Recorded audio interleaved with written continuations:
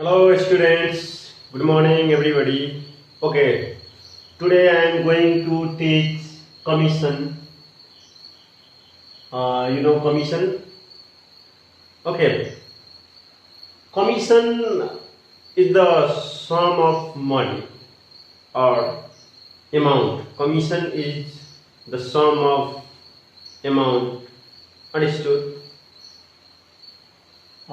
Suppose or in many business activities, understood, in many business activities usually a third party which is called an agent, understood. यो खास गरी हाम्रो business एक्टिभिटीजमा हुन्छ commission भन्ने जुन third person अथवा third पार्टीले त्यस्तो हाम्रो केही यताउता मिलाउने चाँजोबाँजो मिलाउने काम गर्छ हाम्रो कुनै business एक्टिभिटीजमा. Suppose in the business activities usually a third party which is called an agent is involved. त्यस्तो एक्टिभिटीजहरुमा हाम्रो त्यो थर्ड पार्टी जुन हुन्छ त्यसमा इन्भल्भ हुन्छ. So agent is involve between a company और manufacturer and a customer for selling goods or any other properties. Understood?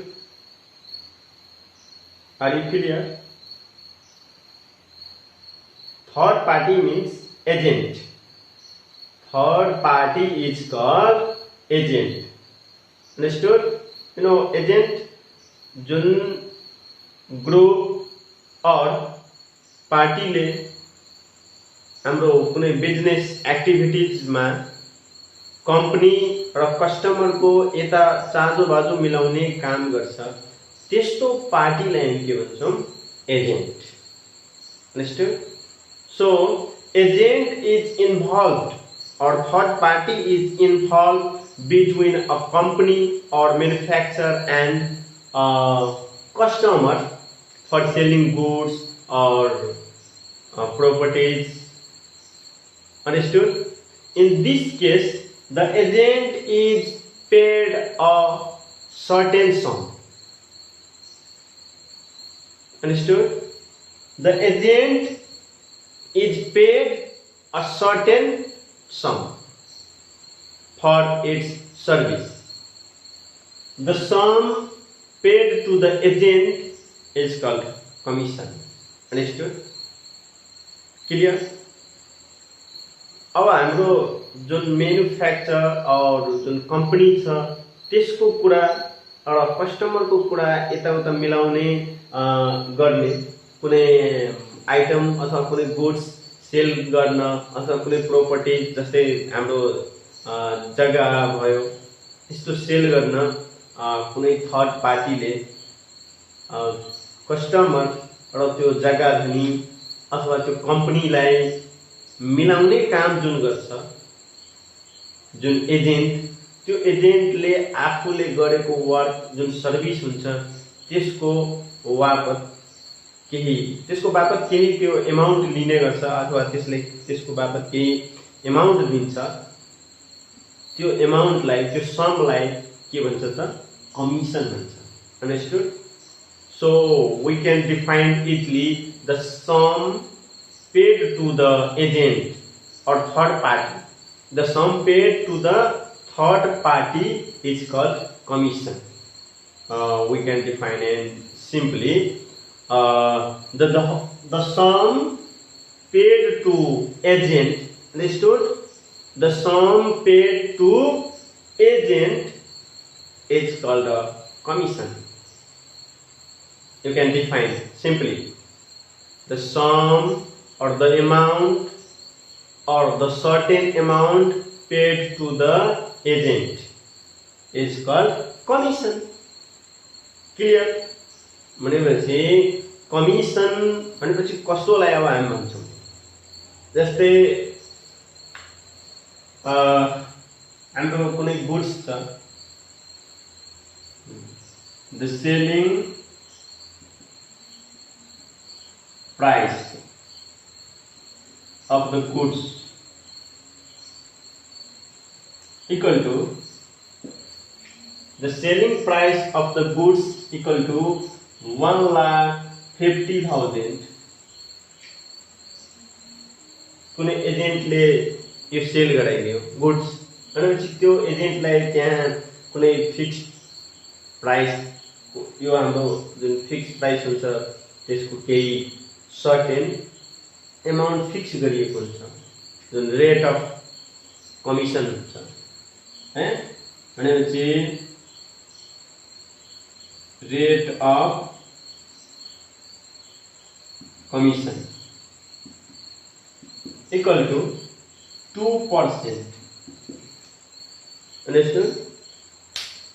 The selling price of the goods equal to 1,50,000 and rate of commission percent equal to 2%. Then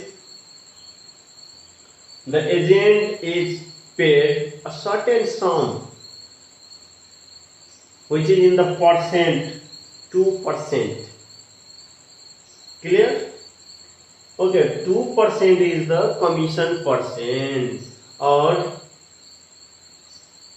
cost को 2% sales को भनेपछि हाम्रो यहाँ selling price 1,50,000 छ अब commission amount कति हुन जान्छ the commission amount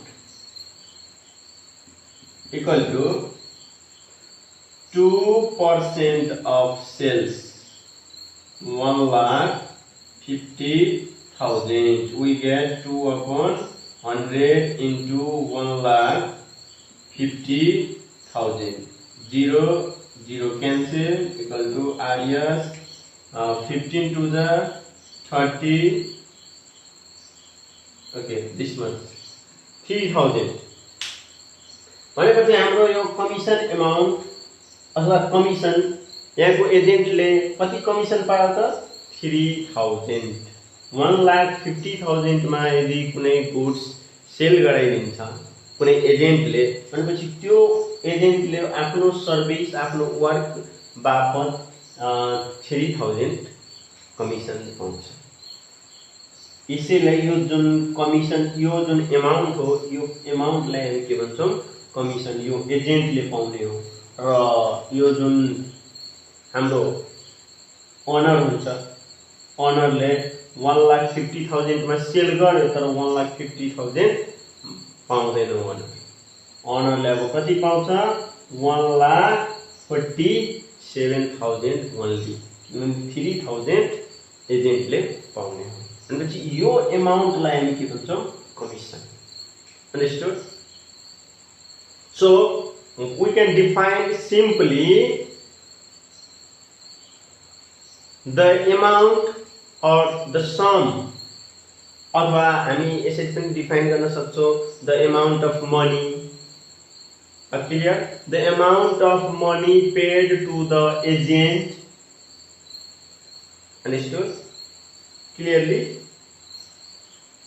the amount of money paid to the agent is called commission हामी यो हेरी डिफाइन गर्न सक्छौं है हामीले के रे डेफिनेसन यादै गर्नुपर्छ भन्ने छैन जस्तै हाम्रो कुनै बिजनेसम्यानले अथवा कुनै कम्पनीले अफर दिएको हुन्छ के भनेको हुन्छ कि हाम्रो यति सेल्स गरिदिएपछि यति सेलिङ गरिदिएपछि हामीले 80% त्यो सेल गरे बापत हामी दिनेछौं भन्ने कुरा त्यही हो कमिसन जस्तै यहाँ 1,50,000 को सेल गरिदियो भनेपछि यो 1,50,000 को सेल गरिदिएपछि उसलाई 1,50,000 को 2% अमाउन्ट दिन्छ सेल को जस्तै एउटा पसले भयो सपोज र कुनै कम्पनीले ठुलो म्यानुफ्याक्चरले त्यो पसलेलाई के भन्यो भनेपछि तपाईले जति हाम्रो म्यानुफ्याक्चर अथवा मेरो के रे जुन यो गुड्सहरु हुन्छ जति तपाईले सेल गर्नुहुन्छ त्यसको हामी 2% दिनेछौं अमाउन्ट भनेपछि त्यो शॉपकीपरले शपकिपर भनेपछि त्यो थर्ड पर्सन भयो, जसलाई हामी एजेन्ट पनि भन्छौँ। त्यो थर्ड पर्सनले 1,50,000 को गुड्स सेल गरिदियो भनेपछि त्यसको उसले के पायो त कमिसन। त्यसको 2% एमाउन्ट पायो, जुन एमाउन्टलाई हामी के भन्ने गर्छौँ कमिसन।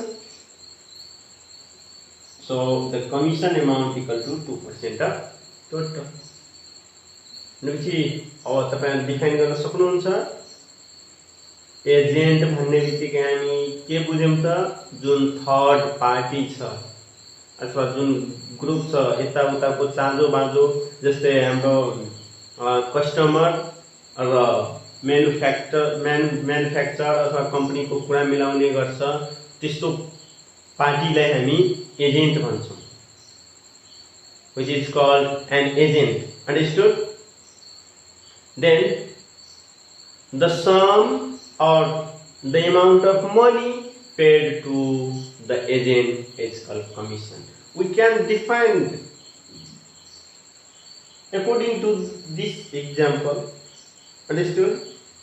हाम्रो कुनै सेल्स छ, त्यसको 2% एमाउन्ट थर्ड पर्सनलाई अथवा एजेन्टलाई दियो।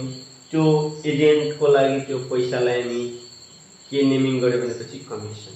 So we can define the sum or the amount of money. The amount of money paid to the agent is called commission. Okay. Let's see here. Commission is based on the selling price. Understood? हाम्रो commission केमा basis छ यहाँ? Selling प्राइसमा। कसरी हामी बुझ्यौ? किनभने जति सेल्स हुन्छ, जति सेलिङ हुन्छ, त्यसको सर्टेन पर्सेन्ट कमिसन एजेन्टलाई दिन्छ। कसको सर्टेन पर्सेन्ट दिन्छ? सेलिङ प्राइसको। भनेपछि कमिसन केमा बेसिस भयो? सेलिङ प्राइसमा। Are you clear? Okay. Then commission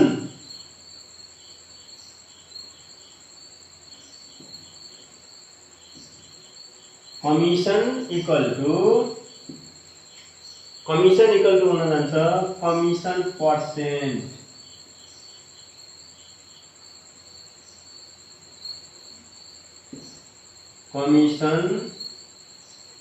percent of selling price.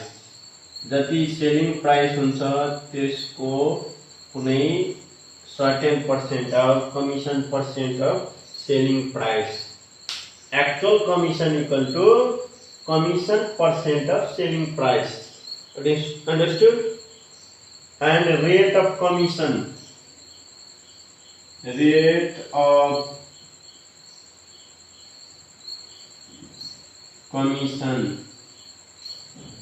of commission equal to commission amount. Okay, rate of commission equal to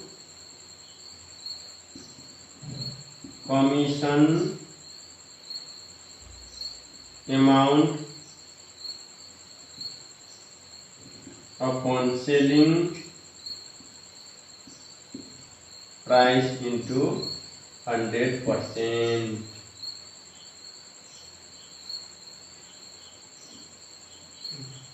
यसरी हामी कमिसन निकाल्नु छ भने commission equal to commission percent of selling price गरिदिने, factory commission आउँछ, actual commission आउँछ। त्यसपछि rate of commission निकाल्नु छ भने commission amount upon selling price into 100% गरिदिनु। यसरी हामी कमिसन निकाल्न सक्छौँ। यो जुन कमिसन हामी कसलाई दिनुपर्छ त? एजेन्टलाई। Are you clear? I think you are clear. Okay, suppose we have a question.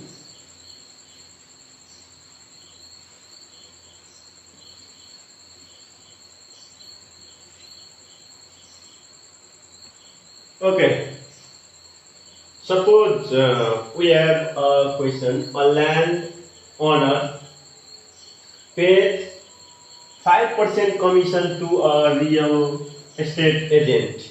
Understood? A landowner pays 5% commission to a real estate agent for selling price को 5% भनिन्छ his 5 रोपनीज of land भनेपछि त्यसको 5 रोपनीज अनरको हाम्रो यो अनरको कति ल्यान्ड थियो भनेपछि 5 रोपनी ल्यान्ड थियो जुन सेल गरे बापत उसले जतिमा सेल गरिदिन्छ सेलिङ प्राइस को 5% कमिसन दिने भनेर डिसाइड गरेको छ at the rate of Rs 2,50,000 per रोपनी means एक रोपनी 1 रोपनी को प्राइस रेट of Rs 2,50,000 पर रोपनी भनेपछि कति रोपनी हो 5 रोपनी भनेपछि त्यति 5 रोपनी सेल गरिदियो भने त्यसको 5% कमिसन एजेन्टले पाउने भनेपछि कमिसन कति होला यहाँ हेर्ने यस्तोको अब हामीले कमिसन निकाल्दा यहाँ हेर्ने the rate of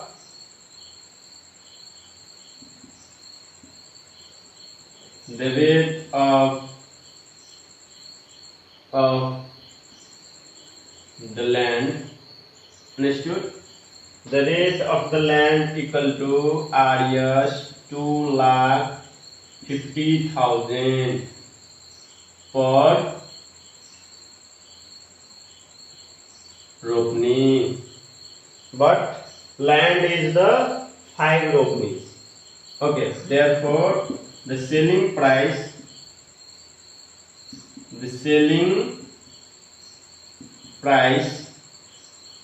of 5 रोपनीज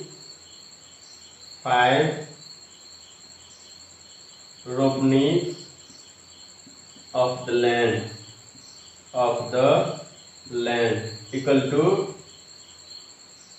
5 into Rs 2,50,000. Understood? Then we get 25 5 125. Okay, 1 2 3 4 0.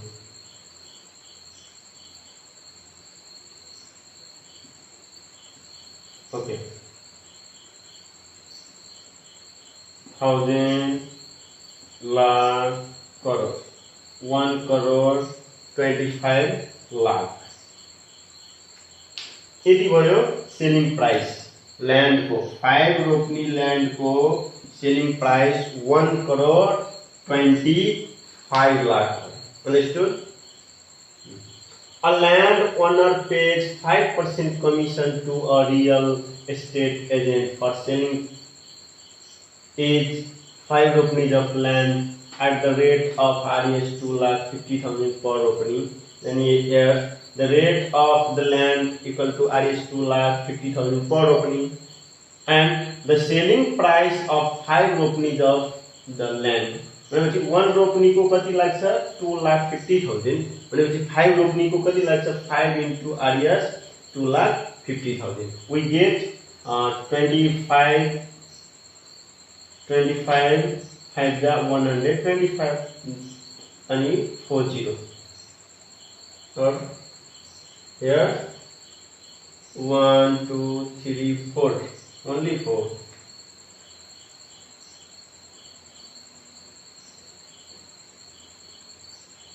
Okay, 25 5 125 12,50,000 only. Understood?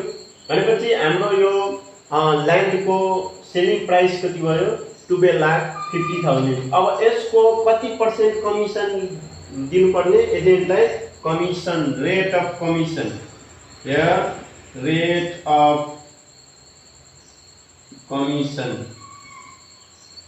commission equal to 5%.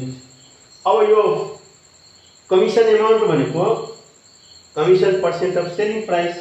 Therefore the commission amount equal to